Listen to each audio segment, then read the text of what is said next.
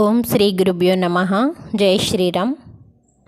ఈరోజు మనం ఈ వీడియోలో దశావతారాలలో 4వ అవతారమైన నరసింహ అవతారము మహావిష్ణువు ఎందుకు ధరించవలసి వచ్చిందో తెలుసుకుందాం.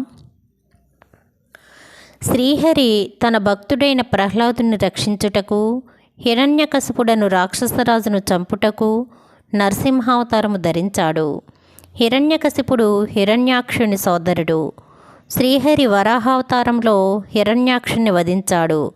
దానికి హిరణ్యకశిపుడు ఏ విధంగానైనా శ్రీహరిని చంపి తన పగ తీర్చుకోవాలని తహతహలాడుచున్నాడు. తనకు కూడా శ్రీహరిని జయించే బలము కోసం, శక్తి కోసం సృష్టికర్త అయిన బ్రహ్మను గూర్చి ఘోర తపస్సు చేశాడు. దానికి ముల్లోకాలు అల్లకల్లోలమవుతుండగా దేవతలందరూ ఈ ఆపద నుండి మమ్మల్ని రక్షించమని బ్రహ్మను కోరారు.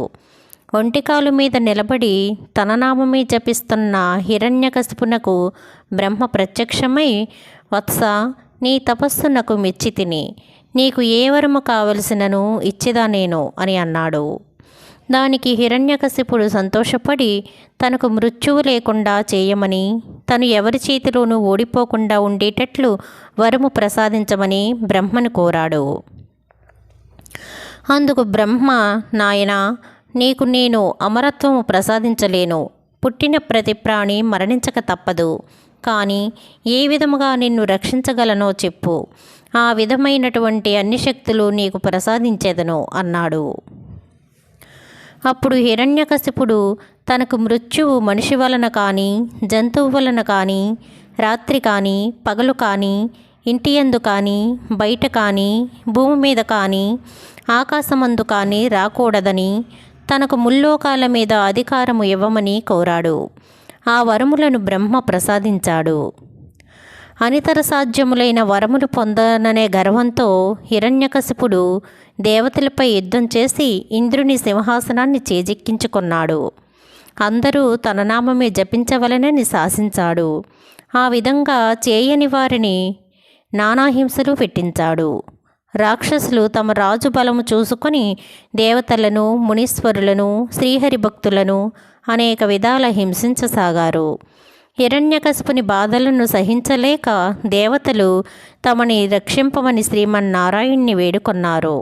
అప్పుడు శ్రీహరి, మీరు భయపడవద్దు, మీ బాధలు కొద్ది కాలంలో తీరిపోవును. త్వరలో హిరణ్యకశిపునకు ప్రహ్లాదుడనే కుమారునిగా జన్మించి హిరణ్యకశిపుని వధిస్తాను అని దేవతలకు శ్రీ మహావిష్ణువు అభయహస్తమిచ్చాడు.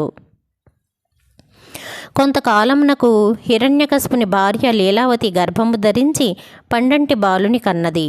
అతని పేరే ప్రహ్లాదుడు. ప్రహ్లాదుడు లీలావతి గర్భమునందుండగానే నారదుడు అతనికి నారాయణ మంత్రము ఉపదేశించాడు. ప్రహ్లాదుడు బాల్యం నుండి హరినామము జపించి గొప్ప హరిభక్తుడయ్యాడు. ప్రహ్లాదుని విద్యాభ్యాసము కొరకు హిరణ్యకశిపుడు పండితులైన రాక్షస గురువులను నియమించాడు. వారు ఎన్ని చెప్పినను ప్రహ్లాదుడు తన తండ్రి నామము జపించక ఎల్లప్పుడూ శ్రీహరినామమే పలుకుచుండెను. తన కొడుకు తన విరోధి అయిన శ్రీహరినామము జపించుట జీర్ణించుకోలేకపోయాడు. శ్రీహరి నామజపము మరిపించుటకు తన కుమారుడైన ప్రహ్లాదుని ఎన్నో హింసలు పెట్టాడు. అయినా ప్రహ్లాదుడు మారలేదు. చివరకు హిరణ్యకశిపుడు ప్రహ్లాదుని చంపించుటకు అనేక విధాల ప్రయత్నించాడు. అతనికి విషము పెట్టించాడు, పాములచే కరిపించాడు, ఏనుగులచే త్రొక్కించాడు, పెద్ద కొండల మీద నుండి క్రిందకు త్రోయించాడు. కానీ ప్రహ్లాదుడు శ్రీహరి నామస్మరణ వీడలేదు. ప్రహ్లాదునికి ఎలాంటి ఆపదలు రాలేదు. హిరణ్యకశిపుడు ప్రహ్లాదుని పిలిచి, కుమారా, నువ్వు ఎన్ని చెప్పినను హరినామస్మరణ మానుటలేదు. వాడు నాకు విరోధి. అతన్ని చంపి నా కసి తీర్చుకుంటాను. కానీ ఆ పిరికి పంత నాకు కనపడకుండా తప్పించుకు తిరుగుతున్నాడు. ఎక్కడున్నాడురా నీ హరి అని ప్రహ్లాదుని గద్దించాడు. అప్పుడు ప్రహ్లాదుడు భయపడక, తండ్రి, శ్రీహరి సర్వాంతర్యామి, ఇక్కడ అక్కడని లేడు. అతడు భగవంతుడు, అంతటా ఉంటాడు అన్నాడు. హిరణ్యకశిపుడు ఇంకా మండిపడుతూ, ఓరి అధమా, ముల్లోకములు నన్ను చూసి భయపడతాయి, వేలెడంత లేవు, నువ్వే నాకు ఎదురు సమాధానం చెబుతున్నావు. శ్రీహరి సర్వాంతర్యామి అంటున్నావే, అయితే నీ హరిని ఈ స్తంభమునందు చూపగలవా అని తన గద తీసుకొని రాజప్రసాదంలో ఉన్న ఒక పెద్ద స్తంభమును గట్టిగా మోదాడు. ఆ స్తంభము బద్దలై దాని నుండి శ్రీహరి నరసింహావతారంలో బయటకు వచ్చాడు.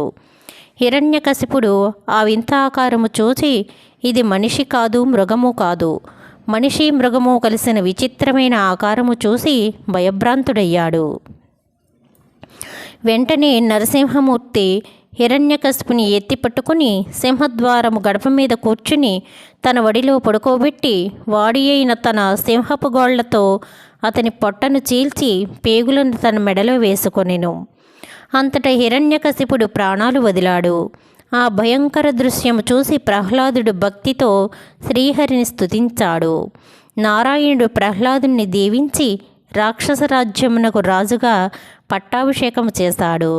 ఆ విధంగా శ్రీహరి తన నరసింహావతారంలో దుష్టుడైన హిరణ్యకశిపుని వధించి దేవతలను కాపాడి మరలా స్వర్గలోక సింహాసనమును దేవతల రాజైన ఇంద్రునకు అప్పగించాడు.